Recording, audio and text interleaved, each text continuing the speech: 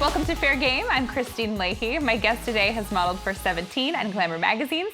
She also just happens to be one of the best runners in the world. She's an All-American, an Olympian, and now a U.S. champion thanks to a 4-minute and 29-second mile.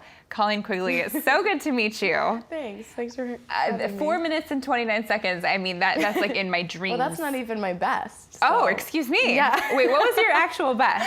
4:22 is my 4:22. best. That's insane. But I ran 4:29 at the U.S. National Championships. I mean, kudos to you. I'm like Thank really you. proud of myself if I can do it in 8 minutes. Yes. So No, that is good. Good job. Thanks. But prior to running, though, you were actually a model, and you were Yeah. getting paid to do runways and all these kinds of modeling things. What made you decide to say, I'm going to start training even harder and then pursue running at the very highest level?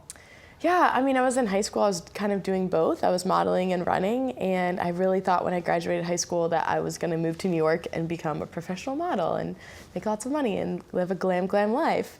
But at the end of high school, like by my senior year, I was getting these offers from schools to go and be part of this thing called the NCAA and be an athlete and have my school paid for and go college for free. Yeah. And so I talked with my parents about it, and it was a big decision. But at the end of the day, it's just that felt right to me. I was really proud of the things I did on the track in high school, and I wanted to see what else I could do. And at the end of the day, I thought getting a college education for free would really be beneficial for the rest of my life. And so yeah, that's the road I took. And then I remember at the end of my freshman year of college, I was like, thank God I did this. Like, Really? This was the best year of my life. Like, I want to do freshman year of college again and again and again and again. You just loved college. I loved it. What was it about college you liked? I went to Florida State. I chose that school because of the coach and the team. They just she sold me really on her passion for the sport and her passion for the team and her potential, the potential that she saw for me. And so, yeah, we had an amazing squad of girls who just worked really hard, and they loved it as much as I did. And we just had a blast together that whole year, and I had some success. I was 5th at the national championships in a new event, the Steeplechase. Yes. My freshman year, and I was like, this is amazing. Like, how could I have ever even thought I was going to do something other than this? This is what I'm supposed to do. Did you miss modeling at all? I mean, a little bit. It was definitely fun. The traveling was really fun. I got to go to some cool places that I never otherwise would have been to. Yeah. Both my parents are teachers, so our family vacations were fun, but they were not glamorous by any means. Like camping and hiking and stuff. So I went to like Mexico and Paris and London, and That's cool. that part was really fun. But other than that, I felt like what I was doing was amazing, so I didn't really miss it too much. Okay, so let's talk about the Steeplechase event. Yes. This is what you compete in. Right. For those who don't know what it is, can you explain Yes. it? Yeah, so usually when people ask me what I do, I'm like, I'm a runner, and if I get too much into it, more than that, I run the steeplechase, and then I gauge from there. If I get like the blank stare, I'm like, no idea, and they're like, I'm like, okay. So basically, it's 3,000 meters on the track, which is 7.5 laps around a 400-meter track, Okay. which is just shy of 2 miles, for those of you who know miles. Thank you. And every lap you have 4 of these wooden barriers. So they're like big wooden hurdles, not like the sprinter hurdles that kind of like if you kick it accidentally, it kind of flops over. Right. These are like wooden like horse barriers. Okay. So if you hit that, you're the one It hurts. on the track. Yeah. Okay.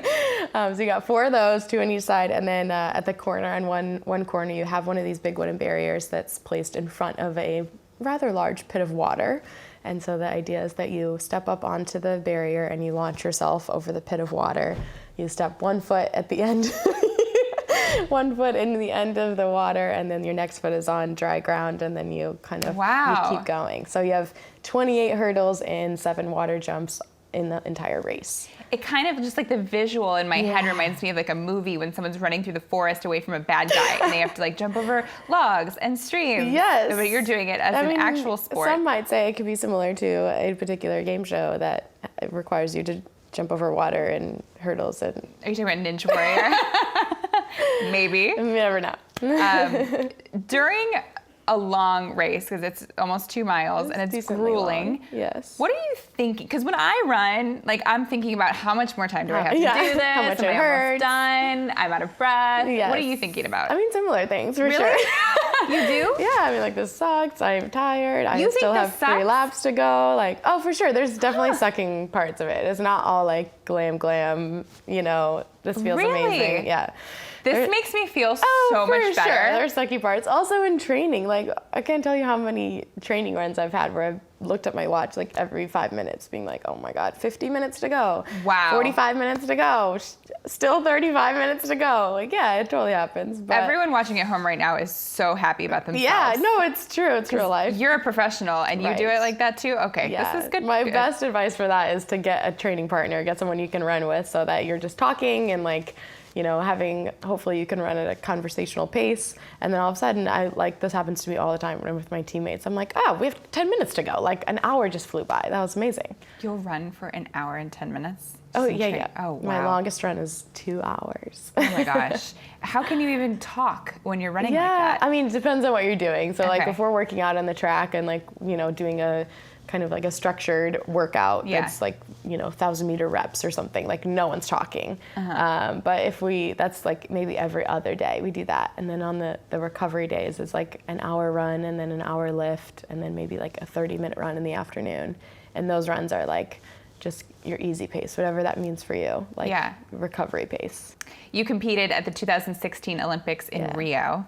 What was that experience like? That was amazing. You know, every athlete wants to just keep climbing the ladder of the sport and try and get to the highest possible level of competition. And for a lot of sports, but definitely for track and field, the Olympics is the pinnacle of the sport. And so to be able to say like I'm an Olympian. I remember that day was like I crossed the line and they gave me the flag and it was very emotional and I was like I'm an Olympian, like it's official, like this is the best thing ever. It was an amazing. Is that still the coolest experience of your life? Amazing feeling. Yeah, definitely. Yeah, both my parents actually were runners. My brother ran professionally for a bit too.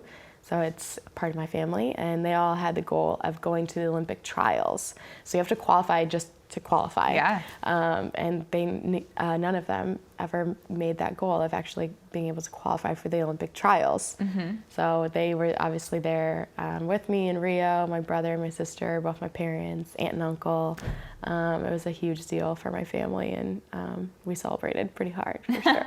But that's interesting because I've heard of these like crazy parties that go down in the Olympic Village and all the stuff that was going on in Rio. Yeah. But you did not participate in any of it? Yeah, I mean, I have a team of, we have 12 now. At the time, I think we had 8 women on our team, and we've grown. We call ourselves the Bowerman Babes. We're the Bowerman Track Club, so we're the Bowerman Babes, and we're all very serious. We take, you know, what we're doing very seriously, and it's a passion, but it's also a job. And to us and to our coach, when we go to the Olympics, we're there to do a job. Like we're there for a very specific purpose. So we went in very tunnel vision, just like this is like any other race, any other competition. You know, you want to do everything that you can to perform at your best. Like we're there to win medals. We're not there to go to parties. Like we're there to do work. So yeah, we were definitely focused and trying to block out all the noise and all the craziness and just be like, this is what we're doing and perform to our best. So didn't get a medal, it was 8th. But first Olympic Games, and it was an amazing experience for sure. And definitely, I thought it was going to be my only. And I got done, and like literally as soon as it was over, I was like, I got to do that again. I'm coming back. Like, so I can do better next time. Are you training for the 2020 Olympics in Tokyo? Yeah. Okay. So unfortunately, you don't get like a free pass for having made it before. You have to qualify all over again. But the trials will be in the summer, like 6 or so weeks before the actual games. We'll host the U.S. team trials again. Okay. And I hope to participate and make the team again.